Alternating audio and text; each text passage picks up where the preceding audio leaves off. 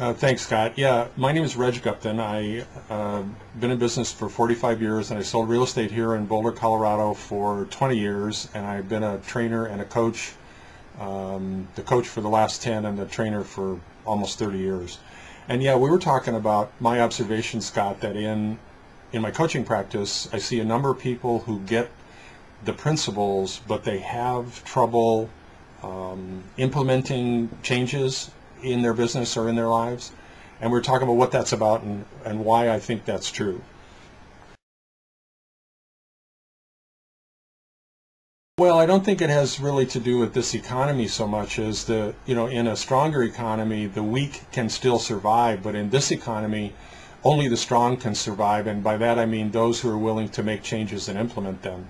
And my observation about how it is that people decide not to implement is they're fearful and emotionally they're not ready to implement. So they talk a good game and they have difficulty implementing because of their fears and what's going on inside of them. And they need to change in order to implement.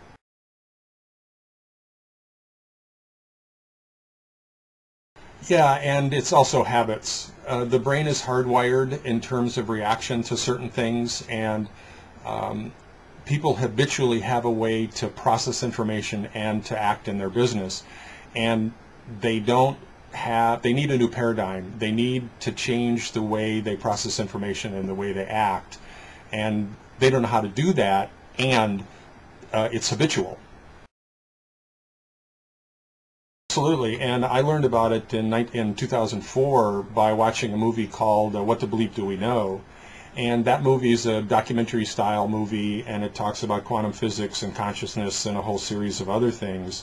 One of the commentators is a woman named Candace Pert, and she wrote a book called the Molecules of Emotion, and I bought that book and was struck with what I learned from her about the internal workings of the brain and the synaptic connections. And let me give you an example, Scott. You know that I fly. Most people who try to learn to fly fish never master it. And the reason they never master fishing is they never master casting. And after I learned to fly fish, this was in the days before videos, so I went out on the stream and cast and cast and cast and cast, trying to learn how to fish. So there's two parts to the sport. One is the fishing part, the water and the flies and where the fish hang out and that kind of stuff. The other stuff is the casting part. How do you deliver those little bits of wire and feathers to where the fish are on a repetitive basis?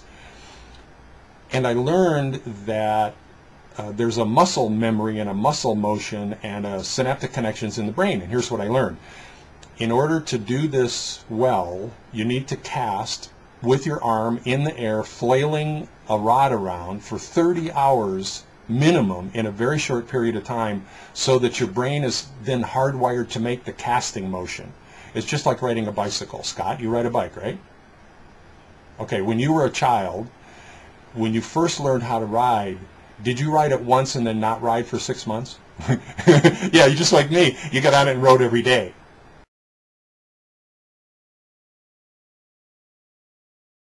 And the same thing is true for the way we problem solve and the way we market and the way we do things, the way we act, the way we process information, the way we do our to-do list, etc. So we have to reset the synaptic connections. And as far as I know, so we have to reset the brain and the habits. And as far as I know, there are only two ways to do that.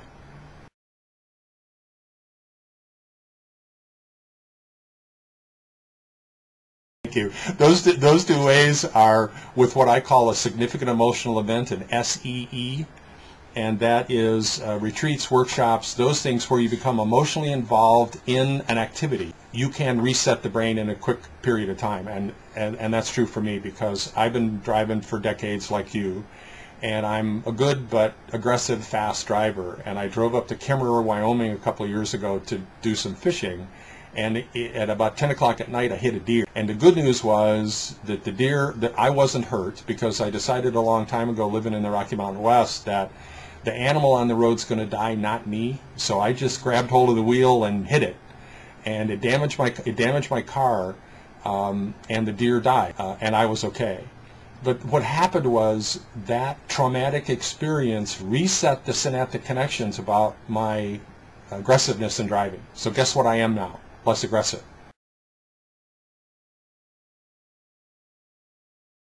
And that's where we have a choice. So the choice we have is that if one wants to reset the way we handle information, or the way we do things in our business, the way we do things in our lives, we have to find out the new behavior.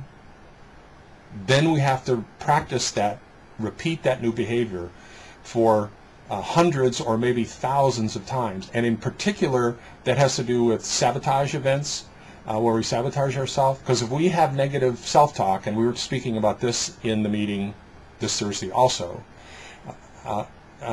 if you think you can't do something, you have said that to your brain hundreds or thousands of times. So in order to change the hardwire, you have to repeat the affirmation or the more success-oriented behavior hundreds or thousands of times in order to reset the brain. That's not as easy as it sounds, frankly.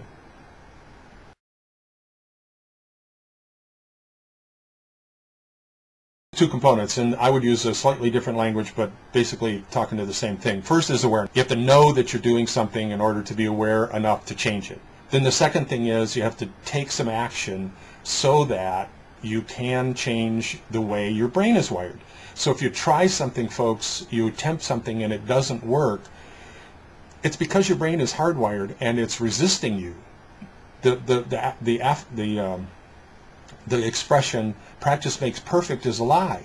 Practice doesn't make perfect. Practice makes permanent. So you have to make sure you're practicing the right thing in order to have that practice become permanent.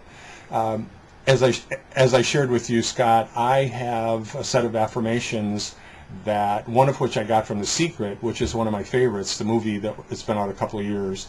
And it's a money affirmation. And here's that money affirmation. Money comes easily and frequently to me. Money comes easily and frequently to me. And when I said that the first time, what do you suppose my subconscious said? Right. Yeah, it was a little stronger than that, but basically, yeah, you have to be kidding me. And how many times do you suppose I had said to my brain, whatever I said to it about money?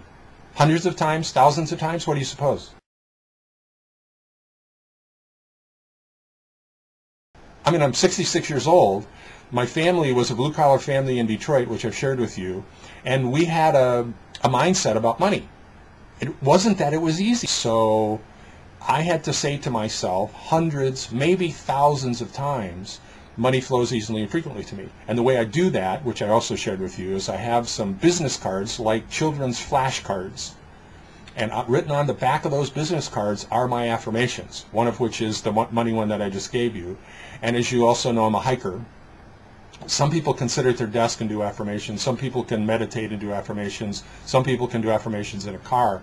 That doesn't work for me. So you need to find out some way to do affirmations that works for you.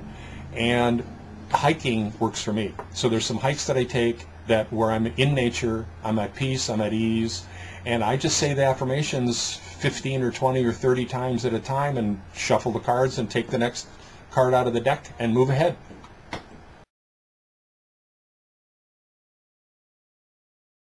Well, yeah, and part of it is, if you affirm that business sucks, then what shows up? Business sucks. Yeah.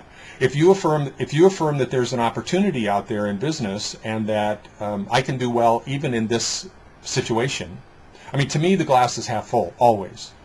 So in this market, there are tons of people out there with cash who are hoarding cash. I heard a number which I find hard to believe, and I haven't verified it, but go with me and think about this. In November a year ago, as the stock market was getting weak, $500 million in deposits were placed in Boulder County, Colorado. So people were taking money out of the stock market ahead of time, anticipatory. I have two friends who did that with hundreds of thousands of dollars each. They saw the market getting weak, they took the money out, and they put it in basically cash equivalencies. Do you understand that this is the best time in decades, maybe generations, to buy almost anything? Almost anything? Boats, trains, planes, cars, motorcycles, shoes, I mean, you name it, this is the best time. Why is that?